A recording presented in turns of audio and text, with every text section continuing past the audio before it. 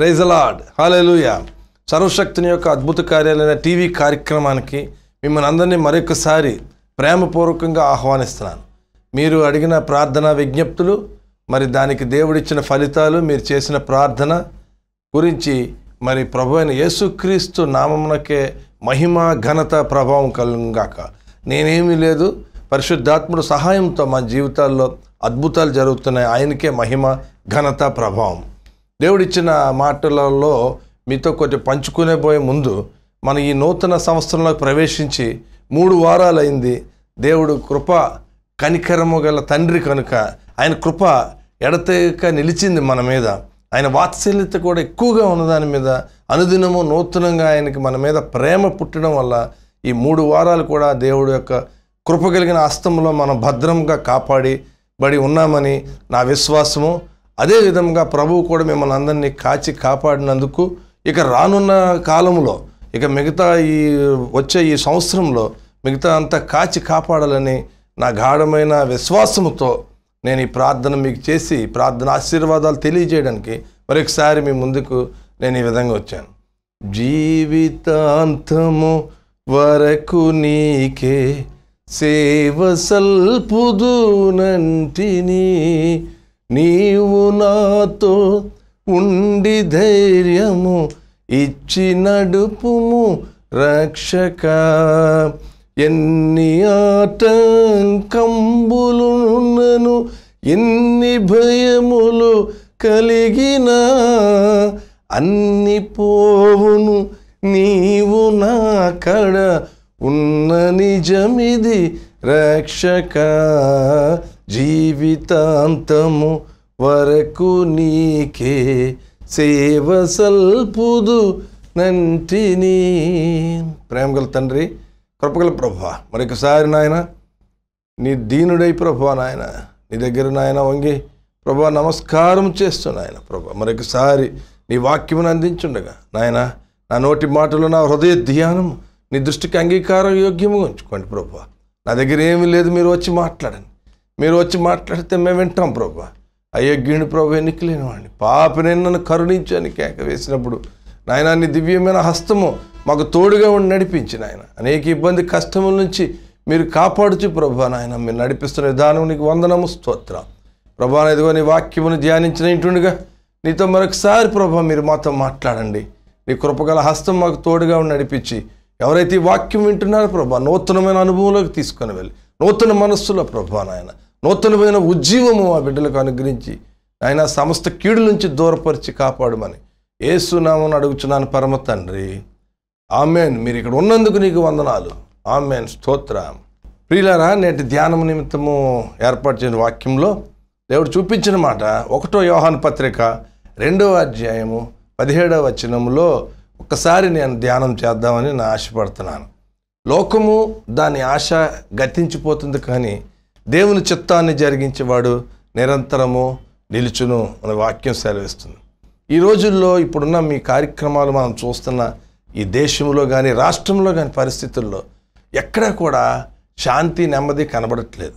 ప్రతి వ్యక్తి కూడా ఏదో ఒక చింతతో, బాధతో ఉన్నాడు. అయితే యేసు ప్రభువు నీ జీవితంలోకి వస్తే, యేసయ్యను నువ్వు రక్షకుడిగా స్వీకరించినప్పుడు, ఆయన రక్షణ నీవు పొందినప్పుడు దేవుడు శాంతిని, నెమ్మది నీకు అనుగ్రహిస్తాడు. ఒక వ్యక్తి నాతో చెప్పాడు, ఎందుకు మనం ప్రార్థన చేయాలి ప్రతిసారి, ఎందుకు మనం బైబిల్ చదవాలి అని నన్ను అడిగితే అన్నాను, బైబిల్ చదివినప్పుడు, ప్రార్థన చేసినప్పుడు దేవుని యొక్క శక్తి మన మీద ఉంటుంది. మనకి రావాల్సిన కీడులు పక్కకి తప్పిపోతాయి.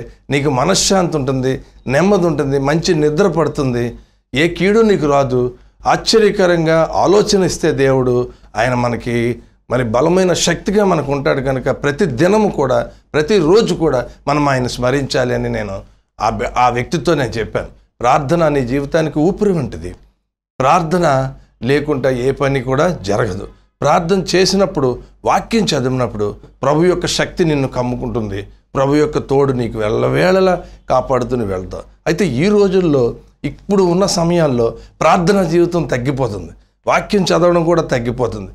మనం బలహీనులు కాకుండా ఉండాలంటే, మనం బలముగా ప్రభువులోకి పారి జీవించగలగాలి అంటే మన జీవితాలు ప్రభువులో స్థిరపడాలి. అతడు నీటి కాలువలను ఎవరైనా నాటబడినదే ఆకు వాడక తన కాలం ముందు ఫలమిచ్చే చెట్టు ఉంటుంది, దివారాత్రము దానిని ధ్యానించేవాడు ధన్యుడు అంటాడు కీర్తనలో, వాక్యంలో. మనం చెప్పిన మాటల్లో కూడా సాధు సుందర్ సింగ్ గారు అనే ఒక భక్తుడు ఒకసారి సెలవిచ్చిన మాట ఏంటంటే, నీవు ప్రభువుతో పాటు ద్రాక్ష తీగ ఎలాగైతే అంటుకట్టబడి ఉందో నీ జీవితం కూడా ఆయనతో పెనవేసుకున్నట్టు. అందుకే యేసుప్రభు వారు చెప్పినప్పుడు, నేను నిజమైన ద్రాక్షావళిని, నా తండ్రి వ్యవసాయకుడు అన్నాడు. నేనే వ్యవసాయకుడు అక్కడ అనలేదు ఆయన ప్రభువారి మాటల్లో. యోహాను సువార్త 15వ అధ్యాయంలో ఈ సందర్భం వివరించబడితే అక్కడ చెప్పిన మాటల్లో, మనం వచ్చిన ప్రతి చింత కీడు నుంచి విడుదల అవ్వాలి అంటే నువ్వు ప్రభువు మీద ఆనుకొని ఉండాలి, ద్రాక్షావళిలో అంటు కట్టబడి ఉండాలి. అందుకే ఆయన అంటాడు, నాతో ఉండి మీరు ఫలిస్తారని, మీరు నాకు వేరుగా ఉండి ఫలింపనేరు అంటారు. ఒకవేళ నాకు వేరుగా ఉండి మీరు ఫలించాలి అనే ఉద్దేశం కలిగి ఉంటే దానిలో ఫలము లేకపోతే అవన్నీ కత్తిరించి బయట పారవేసి అగ్నితో తగలబెడతారని, కాలిపోతాయని అన్నారు. అవి నరికి పోగులు పెడతారని చెప్పాడు ప్రభు. మీరు ఆయనతో నిలిచి ఆయనతో అంటు కట్టబడి ఉంటే, ద్రాక్షావళితో మనం ఉండుంటే అప్పుడు ప్రభువారి శక్తి మనల్ని కమ్మకూడదు. అందుకే భక్తుడు మాట రాశాడు, నా పరలోకపు తండ్రి వ్యవసాయకుడా, నా పరలోకపు తండ్రి వ్యవసాయకుడా, నీ తోటలోని ద్రాక్షవల్లితో నన్ను అంటుకట్టి స్థిరపరచావా, జ్యోతిర్మయుడా నా ప్రాణప్రియుడా, స్తుతి మహిమలు నీకే, నా ఆత్మలో అనుక్షణం నా అతిశయము నీవే, నా ఆనందము నీవే, నా ఆరాధన నీకే. నువ్వు ఎప్పుడైతే వ్యవసాయకుడైన తండ్రి ఉంది, నీ తోటలో ద్రాక్షావళితో నన్ను అంటుకట్టి స్థిరపరిచావన్నప్పుడు నీవు గొప్ప ఫలాలు ఫలిస్తావు. ఆ ఫలాలు ఆయనలో అంటుకట్టబడిన వారికి జరుగుతుంది. ఎప్పుడైతే నువ్వు దేవునిలో అంటుకట్టబడి ఫలాలు ఫలిస్తున్నావో, అసలు ఒక్క మాట చెప్తాను, చెట్టు కాయలు ఇస్తుంది, తనంతట తన కోసం కాదు ఆ కాయలు. చెట్టు కాయలు ఇతరుల కొరకు, ఇతరులు తినడానికే, ఇతరులకు వాడబడడానికి, అంతేకాని చెట్టు అలాగే మన జీవితంలో కూడా ఒక వ్యక్తి ఒక చెట్టును సూచిస్తూ ఒక మనిషి జీవితాన్ని మరి సూచించాడు. ఎలాగా చెట్టు ఎదుగుతుంది, పెద్దదవుతుంది, దాని కాయలు కాస్తాయి, అంటే మనకి పిల్లలు పుడతారు, పిల్లలు ఆ తర్వాత ఎక్కిన చెట్టు తిరిగి మళ్ళా భూమి మీదకి కూలిపోతుందని చెప్పాడు. అంటే అలాగే మన ఫలాలు ఫలించకపోతే ఈ జీవితంలో, ఈ కొత్త సంవత్సరంలో లేకపోతే అడుగుపెట్టిన నీవు ఎన్ని ఆత్మ ఫలాలు ఫలిస్తున్నావు. ప్రేమ, సంతోషము, సమాధానము, దీర్ఘశాంతము, దయాళుత్వము, మంచితనము, సాత్వికము, ఆశా నిగ్రహం అనే ఈ ఆత్మ ఫలాల మీద ఎప్పుడైనా మనం ఆలోచన చేసాము? అవి మనలో జీవిస్తుండని మనం ఉన్నాము అందులో. ఆ జీవితంలో మనం ఆ ప్రయత్నాల్లో ఆ ద్రాక్షవల్లితో అంటుకట్టబడినప్పుడే ఈ జీవితం నీ ఫలవంతభరితంగా అవుతుంది. అయితే ఇక్కడ ఒక విషయం గమనించాలి. చాలామంది మనం అనుకుంటాం, ఈ ద్రాక్షవల్లితో అంటుకట్టబడాలంటే ప్రభుత్వ సాహచర్యం పొందితే నీ జీవితం మారాలి, నీ జీవితం మారాలి, చేంజ్ ఆఫ్ ద హార్ట్ మారాలి. ఒక వ్యక్తి ఒక అతను అంటున్నాడు, సార్ ఒక దగ్గర ఒక కారు ఉంది, ఆ కారు అమ్మేస్తానన్నాడు. అమ్మేస్తానంటే అది చాలా ఎక్కువ దూరం తిరిగినట్టు కనబడుతుంది. అప్పుడు ఈ వ్యక్తి చాలా దూరం తిరిగినట్టు ఇన్ని మైల్స్ కనబడుతుంది, ఎవరు కొంటారండి, చాలా వాడారు కదంటే. అప్పుడు ఈ వ్యక్తి సరే అని వెళ్ళిపోయి ఆ ఓడోమీటర్ని మార్చేసి తక్కువ తిరిగినట్టు చూపేసి 7,000 ఎంతో తిరిగినట్టు చూపిస్తే ఇదే వ్యక్తి, సరే మీరు కారు అమ్మేస్తా అన్నారు కదా, ఎక్కువ దూరం తిరిగారు కదా, ఇప్పుడు ఇచ్చేస్తారంటే ఈ వ్యక్తి అంటే ఇంకా నేను అమ్మను, నా కారు తక్కువ దూరం తిరిగినట్టు చూపించుకుని నేను వాడుతున్నాను, అలాగే అమ్మేస్తాను ఎవరు. చూడండి, ఇక్కడ ఒక మోసం జరుగుతుంది. విషయం ఏంటంటే, ఈ కారు తక్కువ దూరం తిరిగిన ఓడోమీటర్ అయితే మార్చాడు, కానీ లోపల ఇంజిను నీరసం అయిపోయింది. ఇక అది దానికి పవర్ తగ్గిపోయింది, దానిలో రింగ్స్ కానీ ఏమి ఉండవు.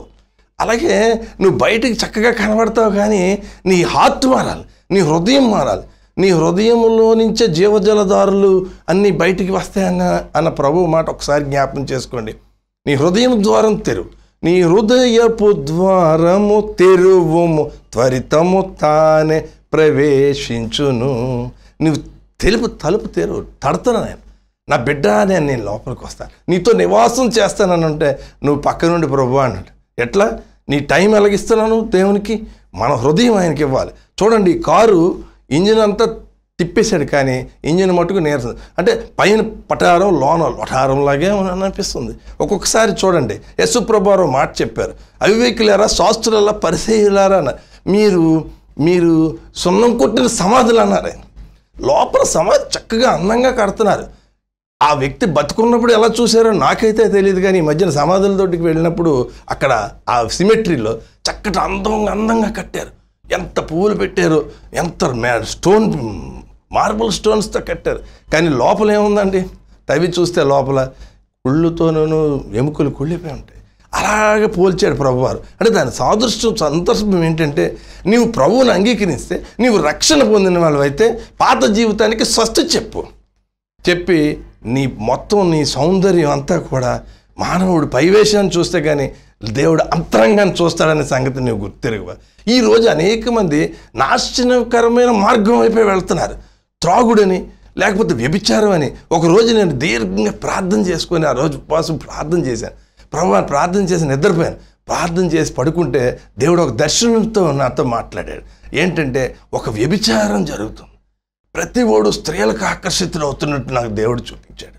ఎంతోమంది యువత ఒక రూమ్స్లోని రకరకాలమైన చిత్రవత్తర ఆ యొక్క సందర్భాలు నేను చూశాను, దేవుడు చూపించాడు. వెంటనే లేచి మోకాళ్ళేసి, ప్రభువా, నా యవనస్తులు వ్యభిచార తలంపులతో వెళ్ళిపోతున్నారేమో స్వామి, ఎలాగే వీళ్ళు రక్షించాలి ప్రభా, లోకంలో ఇంతమంది జనం నాశనం అయిపోతున్నారు ప్రభా అని నేను ఈ ప్రార్థన నీతిమంతులని ప్రార్థన విజ్ఞాపన దేవుని దగ్గరికి వెళ్తుందని ఆశను కదా. కన్నీటి విజ్ఞాపన డైరెక్ట్ ప్రభు దగ్గరికి వెళ్తా. నేను ఏం చేయగలను?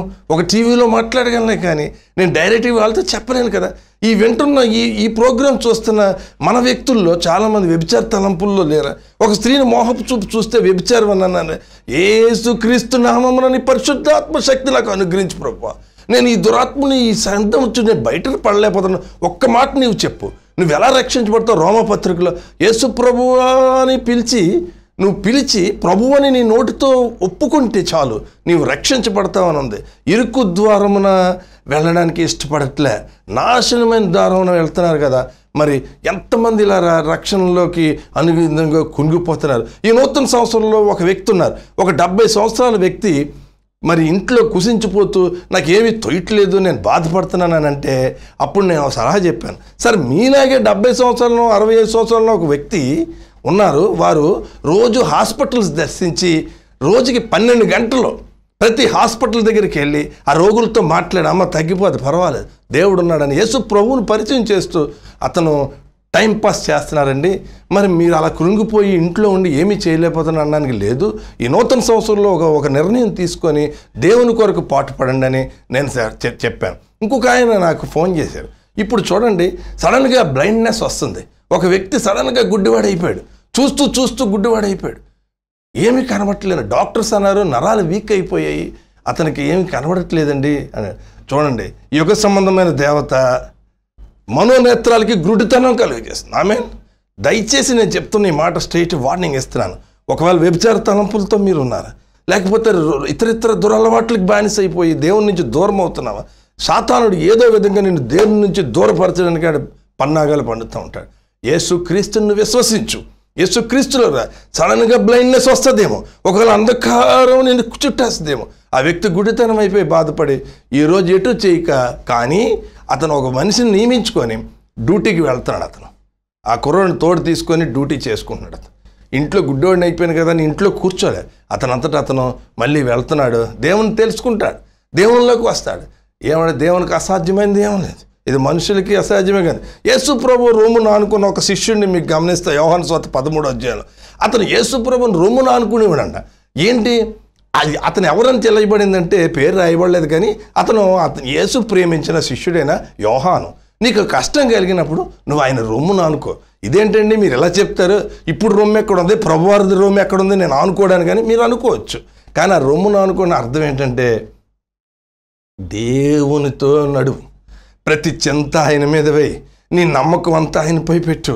ప్రభువా నాకు చింత ఉంది, ప్రభువా నాకు బాధ ఉంది, నాకు కష్టం ఉంది అయ్యా, నీ రొమ్మున కూర్చుందును, నీ ప్రక్కనే ఆనుకొందును, నీ రొమ్మునే యేసయ్యా నా ప్రియుడవు ప్రేమించేదన్ నిన్నే ప్రభు, తలంపులన్నీ నీవేనయ్యా.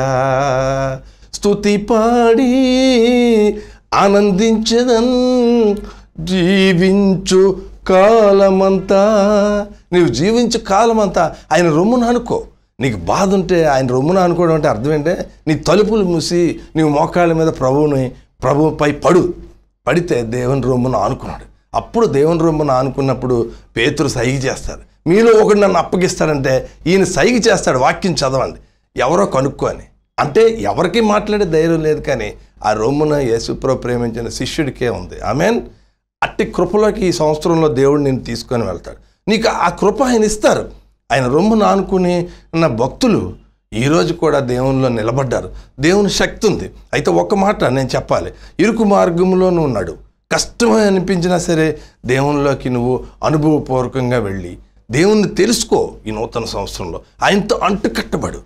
ఆయన జీవితంలో ఆ మార్పు దయచేయండి. చేంజ్ ఆఫ్ హార్ట్ రావాలి. నీ హృదయం మారిపోవాలి, నీ మాటలు మారిపోవాలి, నీ తలంపులు మారుతాయి, నీ ఊహ మారుతాయి, నీలో అద్భుతాలు జరుగుతాయి, నీ నోటిలోంచి అద్భుతాలు జరుగుతాయి. యేసు క్రీస్తు నామమున ఆ దెయ్యాన్ని బయటికి పొమ్మని ఆజ్ఞాపిస్తున్నానని నువ్వు అన్నప్పుడు అక్కడ ఆ దెయ్యం వచ్చి వెళ్ళిపోతుంది. ఎందుకని? నీ హృదయ శుద్ధి గలవారు ధన్యులు, వారు దేవుని చూచెదరు. నీ హృదయంలో శుద్ధి ఉంది, యేసు ప్రభు వాక్శుద్ధి నీకు ఉంది. అటువంటి నీ నోరు, అటువంటి నీ నాలుక దేవుణ్ణి స్తుతిస్తున్నావు, దేవుని పోలికగా ఉన్న మనుషుల్ని శపిస్తున్నావు. ఒక్క నోట్లోనే జీవజలమా, ఒక్క నోట్లోనే శాపవచనం ఎట్లా వెళ్తుంది అంటాడు యాకోబులో. ఆ నాలుక చిన్న అవయవం బహుగా అదిరిపడుతుంది అన్న. ఒక్క నోటితోనే దేవుని పోలి శపిస్తున్నావు, ఒక్క నోటితోనే ఆశీర్వచనం, ఒక్క నోటితోనే శాపవచనం. ఈ కొత్త సంవత్సరం ఇలా జరిగితే నీకు ఏం ఆశీర్వాదం దేవుడిస్తాడు? నువ్వు దేవుల్లో ఏ విధంగా నువ్వు బయటికి రాగలవు? దేవుడు ఏమన్నాడు? మృగ పక్షి సర్ప జలచరాలన్నీ సాధైపోయి, కానీ ఏ నరుడు నాలుకను సాధి చేయలేదు అనలేదు. నిరర్గళమైన విషంతో నిండిందండి అంటారు. ఈరోజు జరుగుతున్న కార్యక్రమాలను అన్నీ ఘోరంగానే ఉంది. ఈరోజు చూడండి, ప్రతి వారు ఫేస్బుక్ ఉంటున్నారు, ప్రతి వారు ఇంటర్నెట్లో ఫీల్ అవుతున్నారు. దయచేసి నేను చెప్పే మాట చాలాసార్లు చెప్తున్నాను, మీరు అవి వద్దు. ఒకవేళ యూతే అలా ప్రారంభం చేసుకుంటే రేపు పొద్దున్న అదే సైబర్ క్రైమ్గా అయిపోయి మిమ్మల్ని నేరస్తులుగా శిక్షించడం జరుగుతుంది. రోజులు బాగోలేదు కనుక మీరు దూరంగా ఉండి ఆ కీడు నుండి దూరంగా పారిపోండి. దేవునికి మీ జీవితాలు సమర్పించుకుంటే ఆయనే తప్పిస్తాడు. ఎందుకంటే అతడు నా నామం ఎరిగినవాడు కనుక నేను అతన్ని తప్పిస్తాను, శ్రమలో తోడై ఉండి అతన్ని విడిపిస్తాను, దీర్ఘాయుత తృప్తిపరిచి నా రక్షణ చూపిస్తాను. ఆయన నామమును నువ్వు ఎరిగినవాడు కనుక, అందుకే ఆయన అంటాడు, నా యందు మీరును మీ యందు నా మాటలు నిలిచి ఉంటే మీకు ఏది ఇష్టమో అడుగుడు అంటాడు, నాతో ఫలించండి అంటాడు ఆయన. చాలామంది ప్రార్థన చేస్తాం, కానీ నా కొడుకు పెళ్ళవలేదు, కూతురు పెళ్ళవలేదు, అప్పులు తీరాలి, ఇల్లు కట్టాలి, బ్యాంక్, ఈ లోక సంబంధమైన ప్రైవేట్ ప్రేయర్స్లో పెట్టకండి దయచేసి. అవి అది అవ్వదు. ఆయన చిత్తమైనప్పుడు మీకు ఏం కావాలో ఆయన ఇస్తారు. అది చాలామంది ప్రార్థనలు ఇలాగే ఉన్నాయి. నాకు టెలిఫోన్ కాల్స్ అన్నీ అవే వస్తున్నాయి. అయ్యా నేను ఒకరిని ప్రేమించాను, వాడు చేసుకొని అన్నాడు, ముందు ఇప్పుడు మారాడు, మా ఇంట్లో వచ్చి భోజనం చేశారు, ఈరోజు మిమ్మల్ని చేసుకొని అంటున్నారు, ఎలా సార్ పెళ్లి చేసుకోవడం అంటున్నారు అని ఫోన్స్ వస్తున్నాయి. సరే, అవసరాలకు మించి ఓకే కాదంటలేదు, కానీ నీ వ్యక్తిగత ప్రార్థనలో ప్రభు నీ చిత్తాన్ని నాకు తెలియజేయి, నీ పథకం ఏంటి, what is a God's plan in your life in this year, అది మీరు గ్రహించాలి. దేవుని చిత్తం ఏంటనేది మీరు అడిగితే ఆయన మిమ్మల్ని నడిపిస్తాడు. ఆయన వెళ్ళే మార్గం ఆయన తెలుసు. నేను వెళ్ళే మార్గము నా యేసుకే తెలియును. నువ్వు ఎప్పుడైతే submit your ways to God, అందుకు తిమోతి పత్రిక అన్నాడు, అంత్యకాలములో అపాయకరమైన కాలం అటిది. నరులు ఆ కిందకి చదువుకుంటూ వెళ్తే నేత్రాశ, శరీరాశ, జీవపుడంబంతో కొట్టుకుపోతున్నారని చెప్తాడు. బెంకములాడువారు, అజితేంద్రియులు, తల్లిదండ్రులకు అవధేయులు వారు, ధనాపేక్ష గలవారు, ఇట్లా అన్నీ రాసుకొని వచ్చారు. ఏది? అంత్య దినాల్లో. ఇప్పుడు ఈ అంత్య దినాల్లోకి మనం వస్తున్నాం. ప్రతి బోధకుడు చెప్తున్నారు అంత్యకాలం అని చెప్పి, ప్రవచనాలు కూడా చెప్తున్నారు. పెద్ద పెద్ద బోధకులు, నాకంటే గొప్పగా దేవుల్లో వాడబడుతున్న బోధకులు అందరూ ఏం చెప్తారంటే అంత్యకాలంకి వచ్చేసాం, మనం ఎండింగ్ టైమ్స్లో ఉన్నాం బ్రదర్, చాలా పెరిలియస్ టైమ్స్ వస్తున్నాయని అన్నారు. చూడండి, మొన్న మెడ్రాస్లో ఎన్ని నీళ్లు, కారులు అలాగా నీటిలో మునిగిపోయి గొప్ప గొప్ప కారులు ఈరోజు చౌకగా అమ్మేసుకోవడానికి పేపర్స్లో రాస్తున్నారు. ఎక్కడ చూసినా లోకంలో మరి ఈ తీవ్రవాద కార్యక్రమాల్లో భయభ్రాంతులైపోయి ఉన్నారు. ఈ పరిస్థితుల్లో మనకి శాంతి ఎలా వస్తుంది? శాంతి ఎలా వస్తుంది? నెమ్మది ఎలా వస్తుంది? దేవుని యొక్క చిత్తమును అమర్చబడి దేవునిలో ఉన్న నీకు నాకే ఆ శాంతి లభిస్తుంది. ఆమేన్. దేవుని కృపగలగా మనం ఉండాలి. ఈరోజు చూడండి, ఒక్కసారి గమనిస్తుంటే న్యూస్లో చాలామంది ధనాపేక్ష కలిగి ఇంకా ఎక్కువ సంపాదిద్దామని చెప్పి, ఏదో మేస్తలు మేడలు కట్టాలని చెప్పి ప్రభుత్వ అధికారులు అవినీతికి దొరికిపోవడం మనం చూస్తా ఉన్నాం. యాంటీ కరప్షన్ బ్యూరో, అవినీతి నిరోధక శాఖ. నేను మన పేపర్ చూశాను, ANISHA అంటే ఏంటో అనుకున్నాను. ANISHA అంటే అవినీతి నిరోధక శాఖ. ఎందుకు అవినీతి నిరోధక శాఖ అంటే ఒక్కొక్క ఆఫీసర్స్ కోట్లు డబ్బులు దాచుకున్నారంట.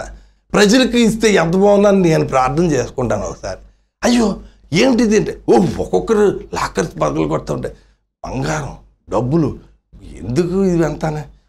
ఏది దేవుని యొక్క రాజ్యాన్ని కట్టడానికి ఇవన్నీ ఇక్కడే ఉండిపోతాయి, కానీ అక్కడికి ఏది రాదే. అందుకే యేసుప్రభు అంటారు, తను తగ్గించుకోండి, నాలోకి రండి. నా జీవితం ఒకసారి చూడండి. అనేకుల కొరకు నేను ప్రాణం పెట్టాను, సిలువలో బలియాగమయ్యాను. నాకంటే అంతకంటే ఎక్కువ ప్రేమించడం ఎవడన్నా దొరుకుతాడా ఈ లోకంలో కానీ ఈ యొక్క ప్రపంచంలో కానీ ఎక్కడైనా? యేసుని ఇలాంటి దేవుడు లేరయ్యా, జగానే లేరు. కాలాలు మారిపోతాయి కానీ యేసు మారలేదు. యేసు మారలేదు. యేసు మనతో ఉన్నారు, నీతో ఉన్నారు, నీలోకి వస్తున్నారు ఆయన. ఆమేన్.